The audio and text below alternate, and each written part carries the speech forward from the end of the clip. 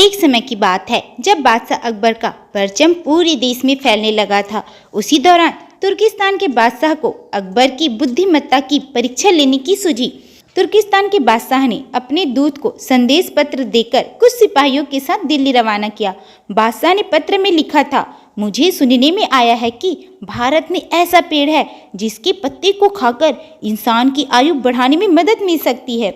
अगर यह बात सच है तो मेरे लिए उस पेड़ के कुछ पत्ते जरूर भेजें। जब अकबर ने उस पत्र को पढ़ा तो वह सोच में पड़ गए। इस चिंता से उबरने के लिए बीरबल का सहारा लिया। बीरबल की सलाह पर बादशाह अकबर ने तुर्किस्तान से आए सिपाहियों और दूत को कैद करने का आदेश दिया।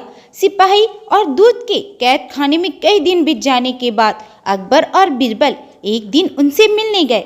अकबर और बीरबल को आते देखकर वो सोचने लगे कि उन्हें रिहाई मिल जाएगी, लेकिन ऐसा नहीं हुआ। बादशाह अकबर जब उनके पास पहुंचे तो उन्होंने दूत से कहा, जब तक इस किले की एक दो ईंट गिर नहीं जाती तब तक आप लोगों को आजाद नहीं करेंगे।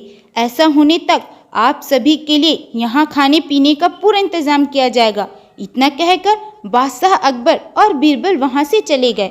उनके जाने के बाद दूत और सिपाही कैद से निकलने के लिए उपाय सोचने लगे। जब कोई रास्ता नजर नहीं आया तो भगवान से प्रार्थना करने लगे।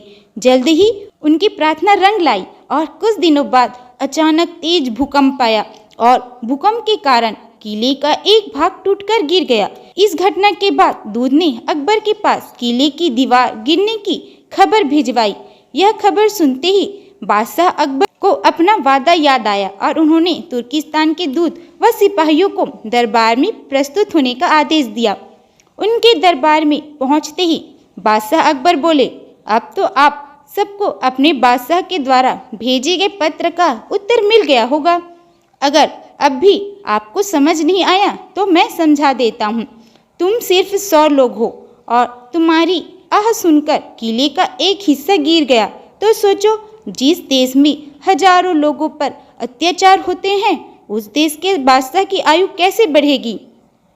लोगों की आह से उसका पतन तो निश्चित है। हमारे भारत देश में किसी गरीब पर अत्याचार नहीं होता, यही होता है आयुवर्धक वृक्ष।